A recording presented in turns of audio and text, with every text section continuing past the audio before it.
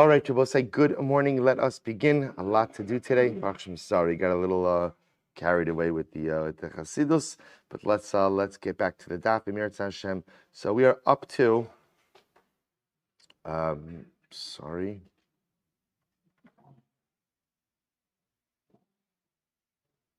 Okay, I don't see the sponsorships.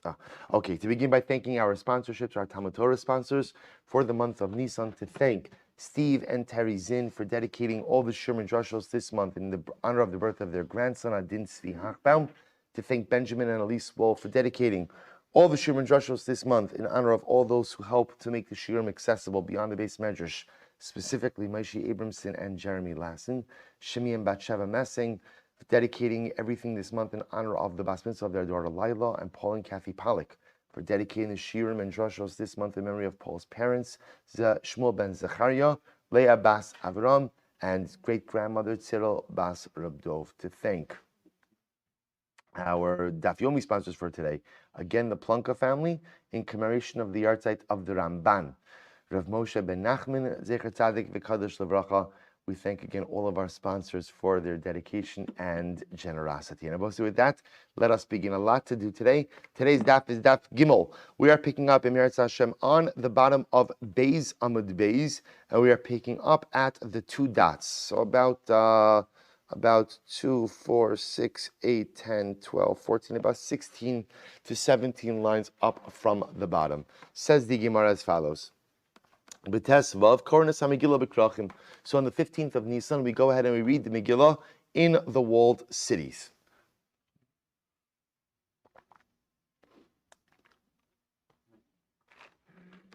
Okay, so the Gemara says as follows. So the Gemara says, Lo kin Rabbi Chelbo.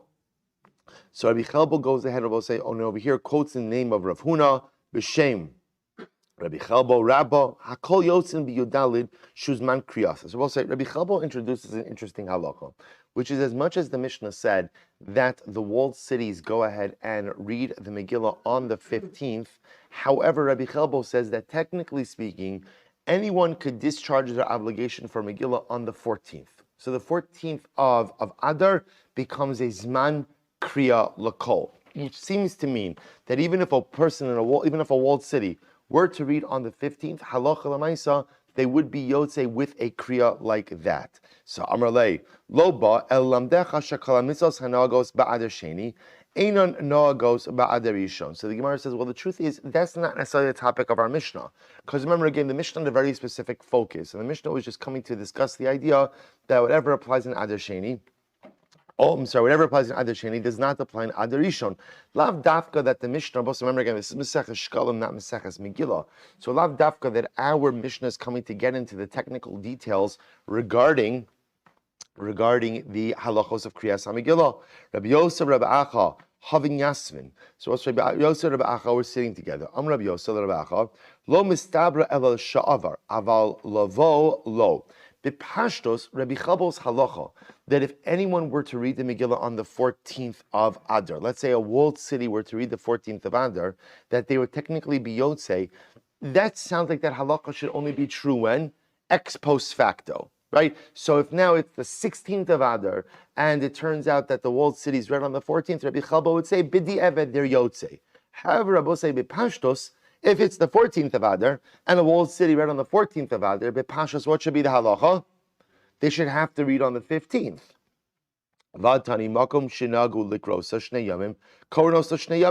So ultimately, but we also learned that in a place where halacha l'maisa, again, you have to go ahead, in a place where they had the minhag to read on both days, we read the Megillah on both days. Amar le uf ana sarakin. I too hold this way, but I'm still not. So again, I will say, interestingly enough, the Brisa still poses a kasha according to Rabbi Chelbo. Amar Rabbi Mara v'yeyos ila mishekarya b'yodalid lo chozer v'karya b'tesvav. If you're going to say that once a walled city reads on the 14th, that they don't go back and read on the 15th, shema shomilo. Do you think that that's a plausible explanation? Im at omer kain nimtzeis oker zman krachim biyadecha. If you actually subscribe to this idea, it turns out that you're actively uprooting the special time for the walled cities to read. So we'll say what comes out of here is as follows: that as much as Rabbi Chelbo makes this statement that halacha l'maisa, if a walled city read on the 14th, they were Yotze. The way we're understanding that is that's only after the fact.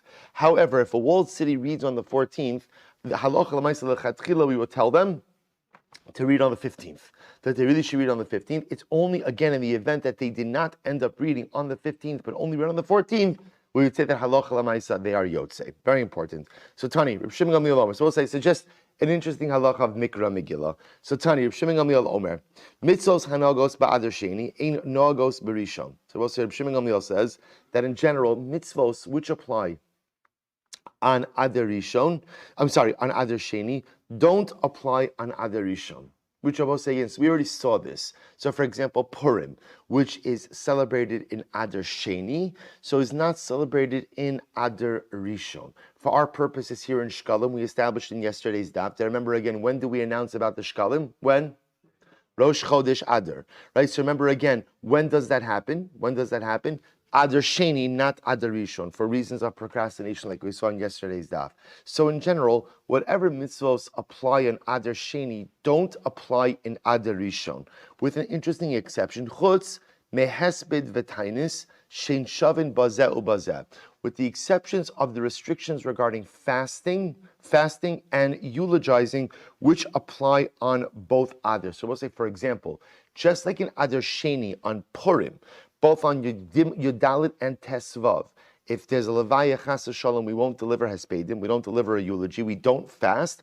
Those same halachas apply, and Tachanun also, for example, those same halachas apply in Adar Rishon as well. We're saying that is halacha l'maisa. So in Adar Rishon, for example, we do not go ahead and recite, we do not go ahead and give eulogies or fast on the 14th or 15th of Adar Rishon as well.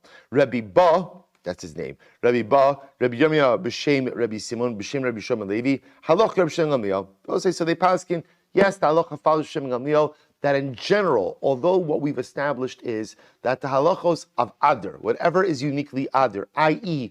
Purim, Shekalim, Kilayim, as we've seen, those halachos apply to Adar Sheni, not to Adar Rishon. But Rabbi Shimon Gamliel says that when it comes to fasting and eulogizing on the 14th and 15th of Adar, not only does that halacha apply to Adar Sheni, but it also applies to Adar Rishon. Beautiful. Rav Huna, Rabba de Tziporin. So what's really beautiful?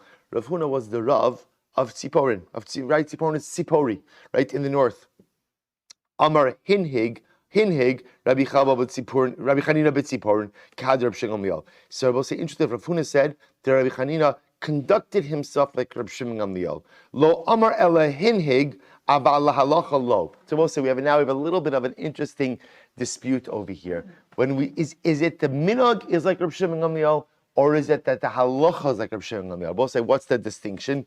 So there's a very clear distinction. So if you look at the Tiklin Chadatin for just a moment, all the way on the bottom, and I'm sorry, I know it's small print. It's not you, it's the Gemara, right? So I want to point out, I have this, it's funny, because Eschatari Maskir, I have not opened a Shekalim for the last 7.5 years. So it's Chatani Maskir.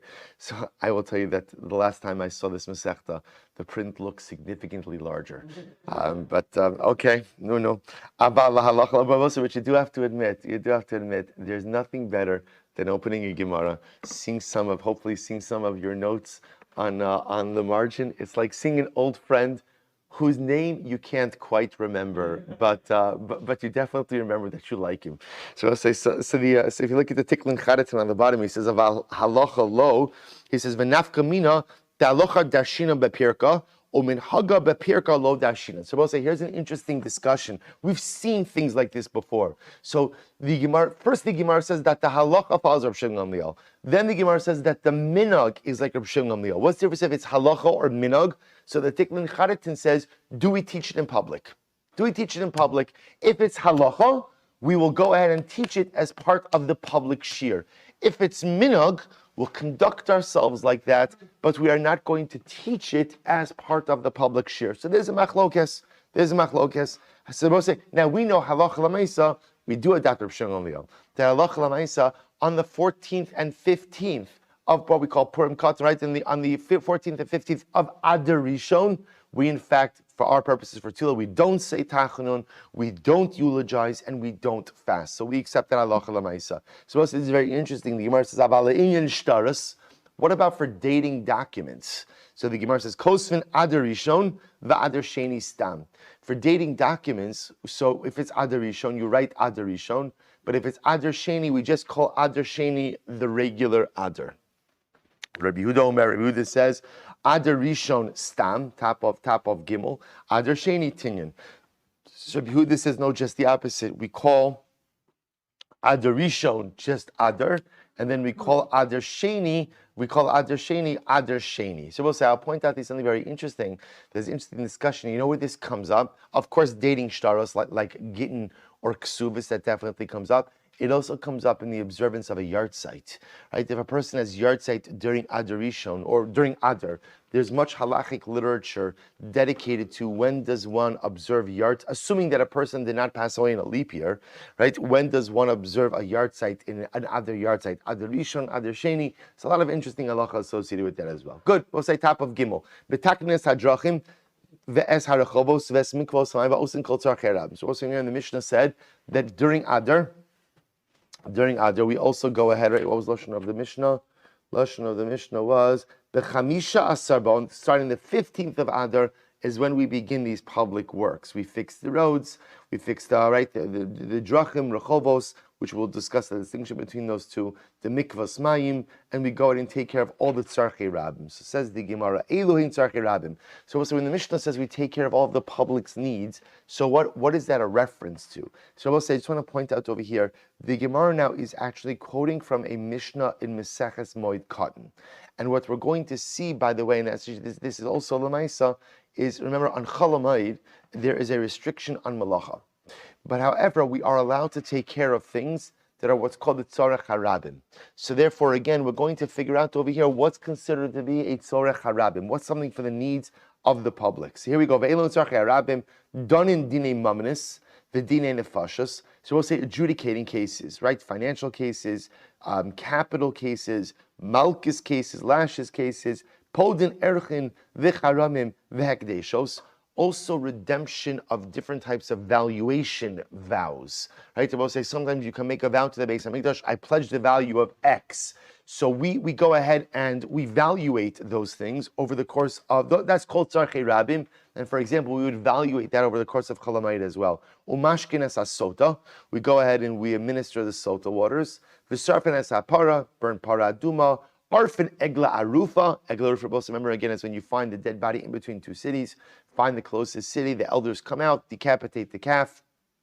Rotzin Eved Ivri, we'll go ahead and we'll pierce the ear of an Eved Ivri who does not want to leave his master. Umetarin es hamatzora, we will go ahead and purify a matzora. Umefarkin es hamin al me'al gabi hamayim. Bossy, this is fascinating.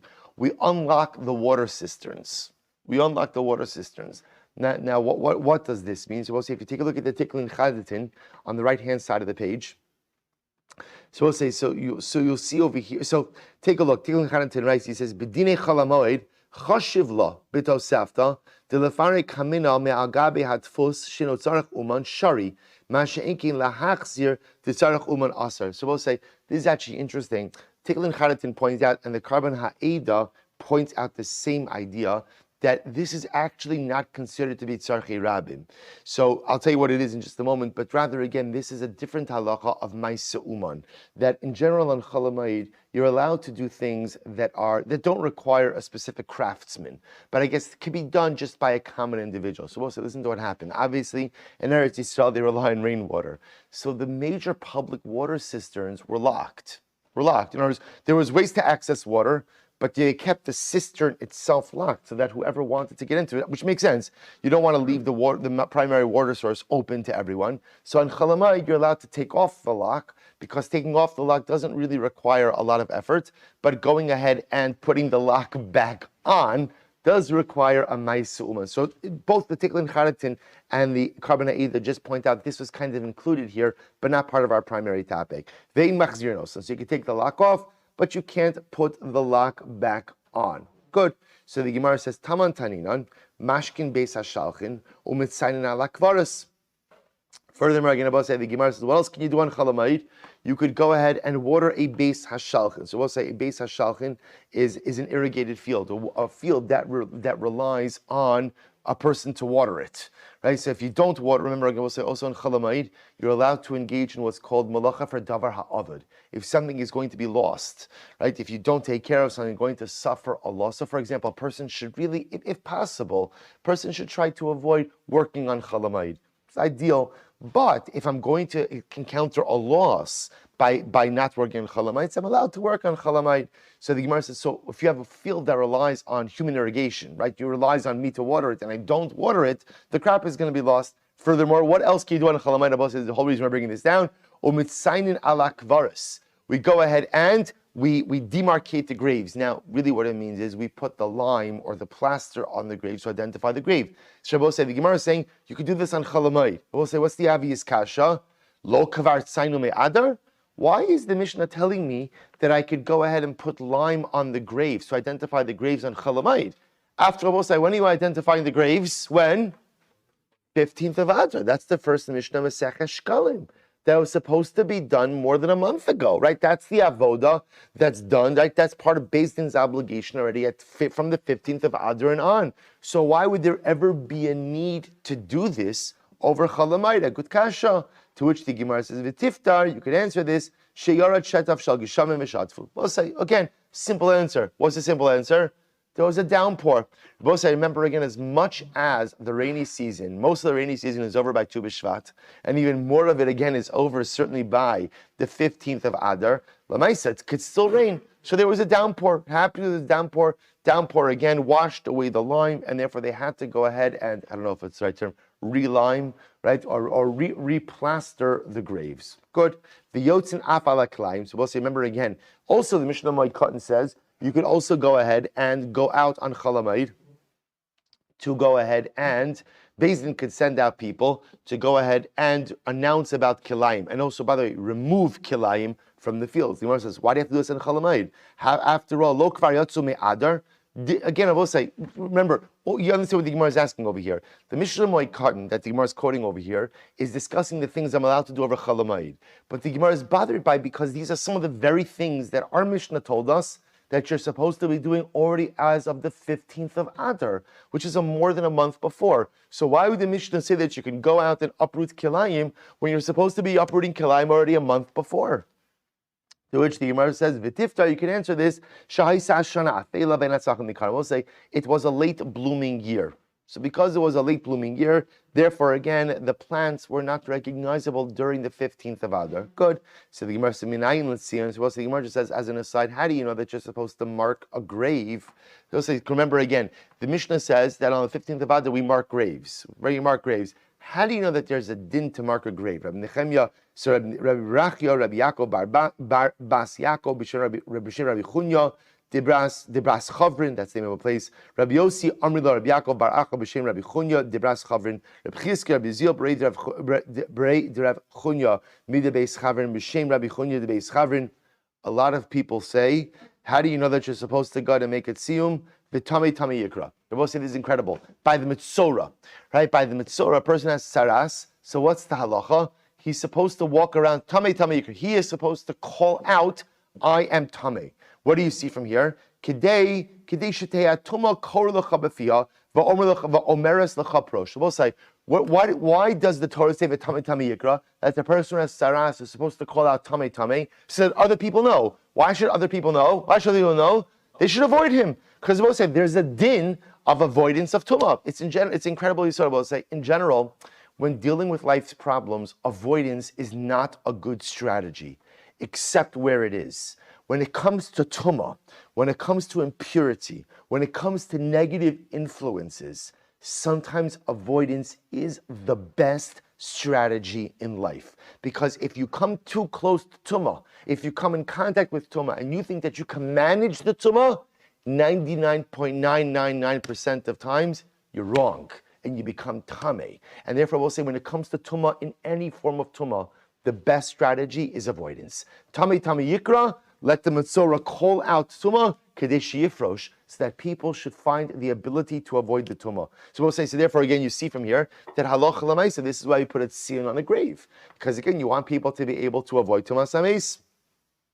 So the Gemara says, Rabbi Ilah b'Shem Rabbi Shmuel bar Nachman Amar va'avru ha'ovrim ba'aretz urei v'ra'a etzem adam ubana etzlo tziyun. So we'll say the Gemara quotes from Yecheskel. Actually, this is talking about the war of Gog and Magog. People will pass through the land. They will see the bone of an individual, and they will build a tziyun. They will build a marker on top of it. So here also the Navi indicates that wherever there are human remains, you put a marker on top of that in order that people could avoid and not become tamei. So the Gemara says etzem. So we'll say we learn a lot of things from that pasuk. From the fact that it says bone, mikam shemitzayin alat tzavos. From here you see that you go and you place a tziyun, a marker, even if there are just bones. Adam, mikam shemitzayin ala shedra v'algugoles. Adam, that even if all you have is just the spine and the skull, that's enough of remains to warrant a tziyun. Ubana. We'll say, what does it mean when it says Ubana you will build? Build means you're constructing something on something that already exists. So you build the tziyun on top of a rock that is embedded in place. Which I both say, that's just logic. Why do you have to use a rock that's embedded in place? Because what's going to happen otherwise? The rock could roll, right? The rock could move. And if the rock moves, then you've defeated the purpose of using it as a tziyun for tumah. So the Gemara says, Im omer at al gabe even telusha. Here we go. Because if you're going to create your tziyun on a rock that's moving, then at the end of the day, the rock will move, and the marker shifts off the remains, and you totally go ahead and defeat the purpose. Etzlo, when the pasuk says etzlo by it, l'makom tara. So it's very interesting. When putting a tziyun over remains, we don't just put the marker over the body, but rather we actually move the marker out a little bit, that the marker itself should be sitting on a makom tara, on a part of where that actually doesn't have the remains. So you're both saying, the concern is like this. If the tziyun, if the marker itself only occupies the exact part where the body is, what's the concern?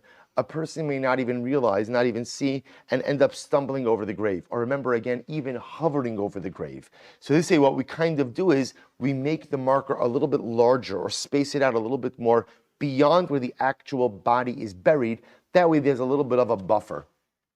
So the Gemara says, Tziyun, mikan letziyun. The fact that it says a marker, from here we see we put a marker. Umatza evan achos mitzuyenes. So also listen to this, and if you go ahead, find a stone that is marked. So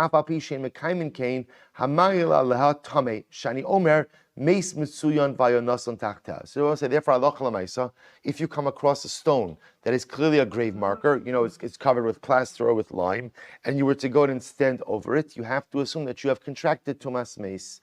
Hayushtayim, both is very interesting. What happens if you find two stones spaced apart a little bit? If you go out and you hover over them, you are tar. Ubeinehen tame. But if you stand in between them, you're tame. So in other words, if you see two stones that look like they are demarcating, let's say, the head and the feet of a grave, so you could assume that they're spaced out a little bit beyond the actual body itself. Therefore, if you were to hover over the stones, you would not be tamei, but if you were to walk in between the stones, you would be tamei. An interesting halachim. Hayachorish bein sayim. What happens if you see evidence of plowing having done in between the two stones? Then what? Harehen ki yechidus. Then you treat the two stones not as two markers of the same grave, but rather what? Two different graves. Because again, since we assume that if there was a grave in between the two stones, there wouldn't be plowing. The fact that there was plowing indicates that the two stones themselves represent two different graves. Beinehen tar, therefore again, if you walk in between the two stones, you are tar. Usvivo sehen tame, but ultimately around the stones themselves, there will be tame. So the Gemara says, Tanya, ala basar, shemanes akel abasar. This is incredible. What about over some flesh? Let's say you just have some flesh from a body. So obviously you have to bury it, but the Gemara says we don't place a marker over flesh. Right, it's supposed to be interesting halacha. So if you were to find human flesh, you would have to bury it. But we would not place a stone over it. Why not? So the Gemara says, Shamanesakel, because flesh decomposes quickly. So I'll say, so because it decomposes quickly, what's the problem? If you put a marker there, see, once you put a marker somewhere, we make the assumption that what? That the tumah is there forever. And the problem is that's misleading. The tumah is not there forever. And I will say, so you'll say to yourself, but who cares? What's the big deal? Why not err on the side of caution? It makes a very big deal. Because I will say, in the days of Taurus, where let's say again this truma.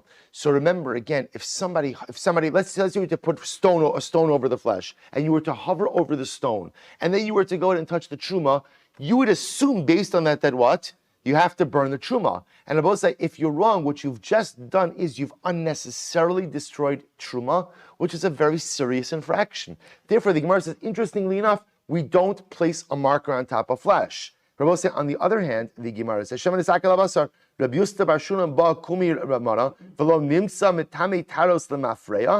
say, but one second. But on the flip side, doesn't that also pose a problem? Which is what?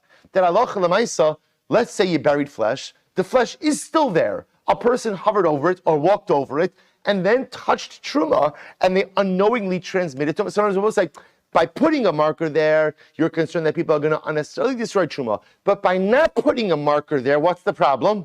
Somebody could actually contract tumas meis, not even know it, convey that tuma to Taurus or to Kachin, and thereby even unknowingly communicate tuma.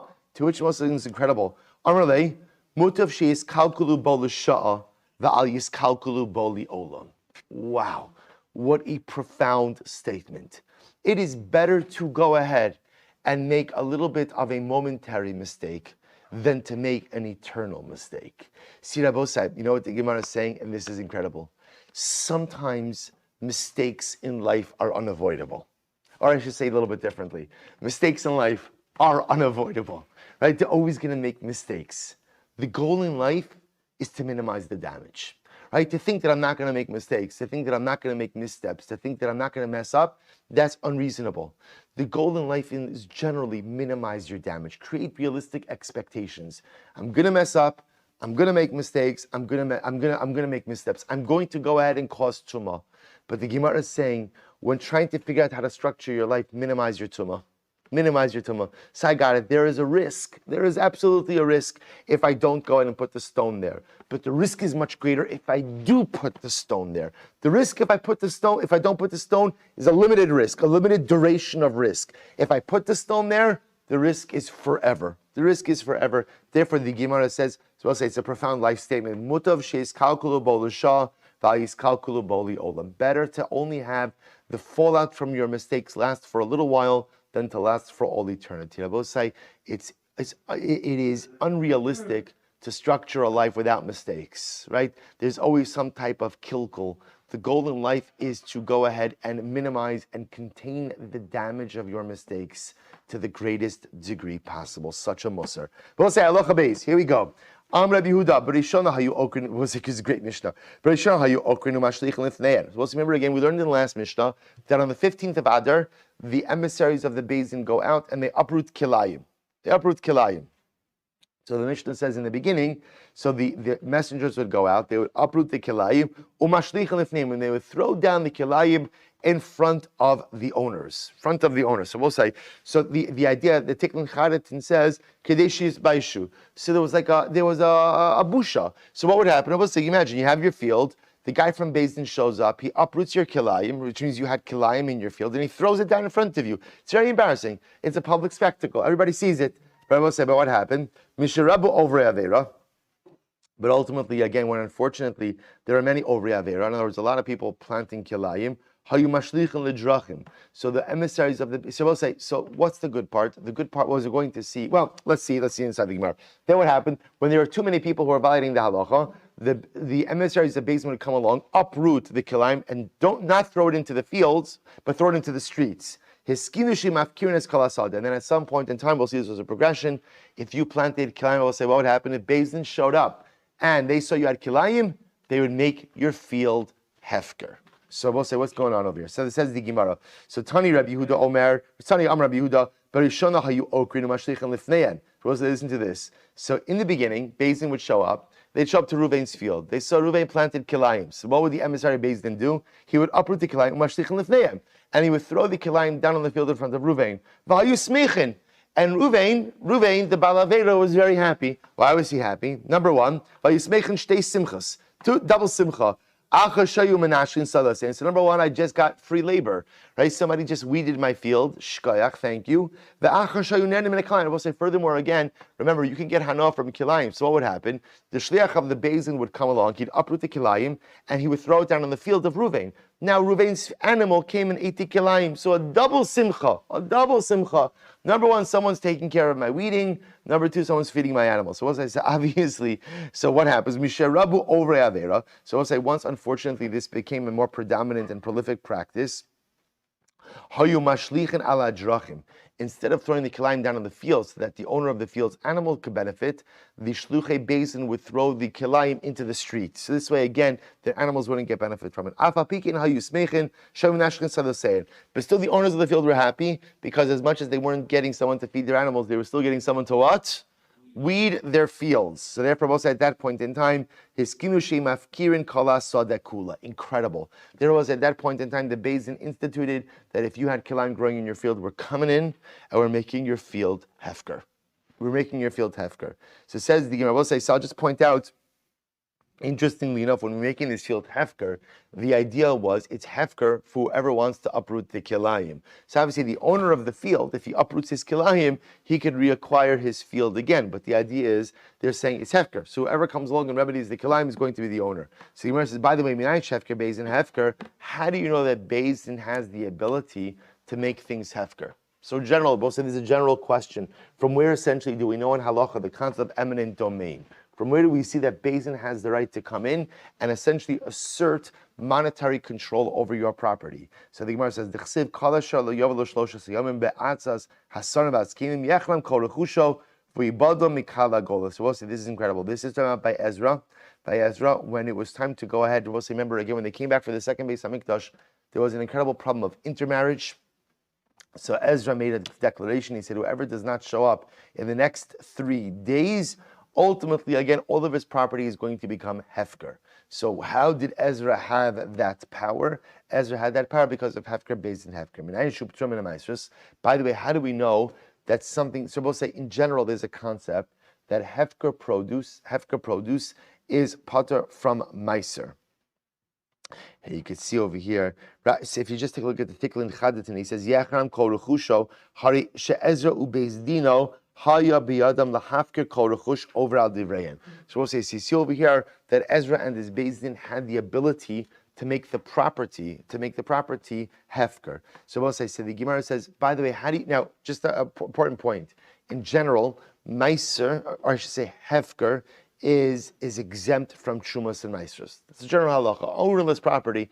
Now what the Gemara is going to show is something made hefker by Beis Din is also potter from Trumas and Maestros. How do you know that even something made hefker from Beis Din is potter from Trumas and Maestros? So Rabbi Yonasan made Rabbi Yitzchak bar Acha shamalei min hada ein ma'abrin es hashana lo b'shviyas lo mazishus. What's the interesting halacha?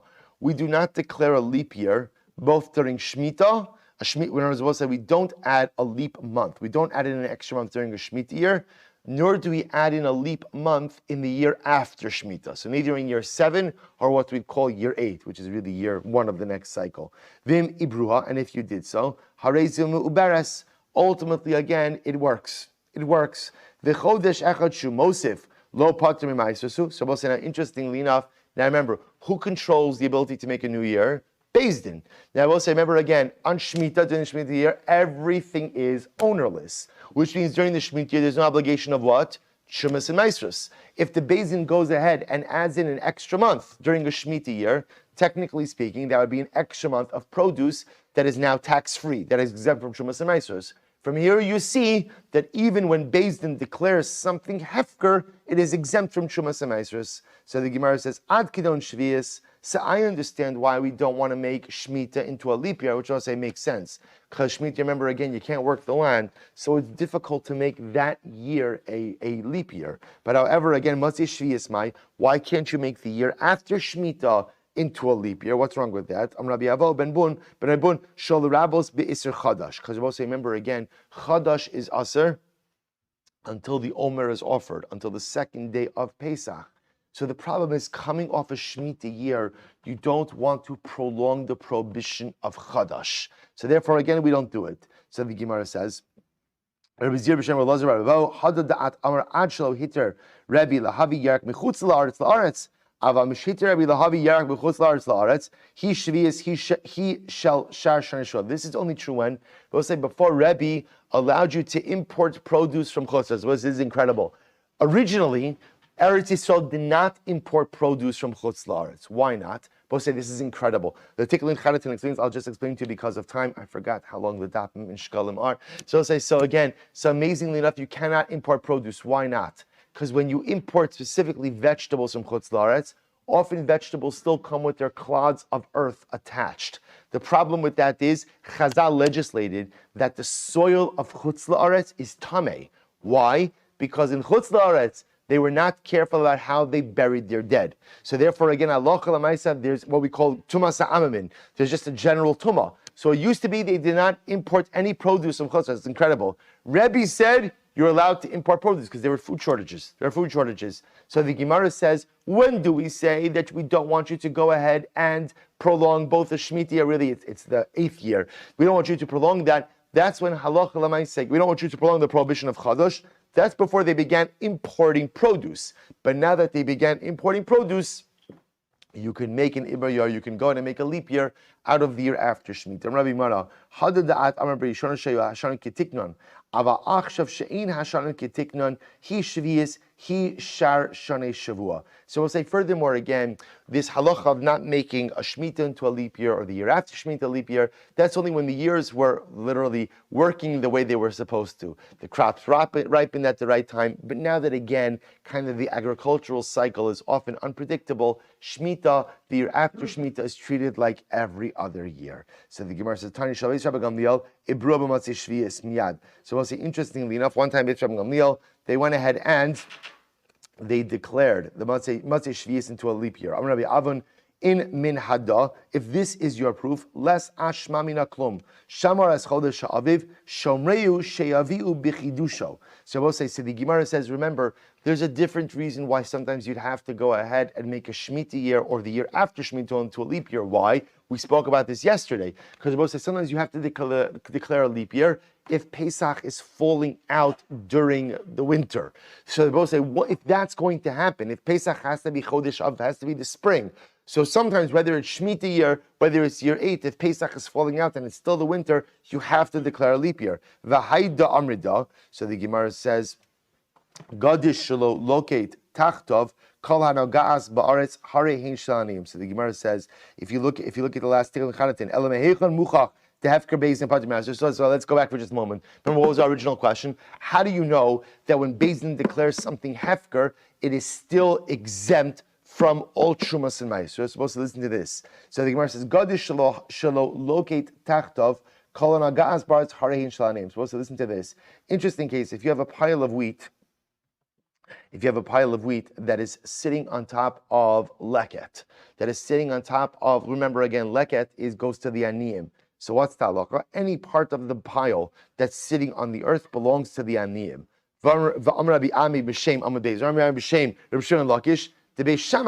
This reflects the view of Beis Shammai. Beis Hillel aniyim ochlin umaasin. So we'll say a side machlokes when it comes ultimately again to the tithes that go to the poor. Are tithes that go to the poor subject to Trumas and Maasros or not? Beis Shammai says no. Beis Hillel says yes. So Gemara says, I've heard that ultimately again it's pater from Meiser, but that's ultimately because of a kinasa. So we'll say, so again, just for our purposes, what we extract from this is that halacha l'maisa, two things. Number one, hefker beis. I'm sorry that we're going quickly. Hefker beis in hefker. When beis din makes something ownerless, in fact it is ownerless. They have that power. Where do we learn that from?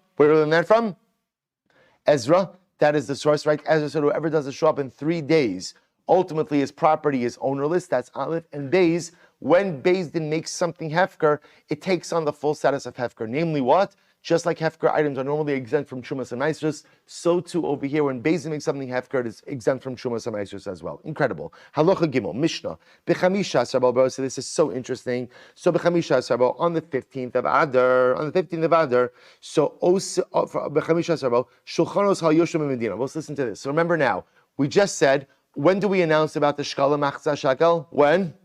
First of Adar, Rosh Chodesh. On the 15th of Adar, 2 weeks later, money changers would begin to set up shop. Because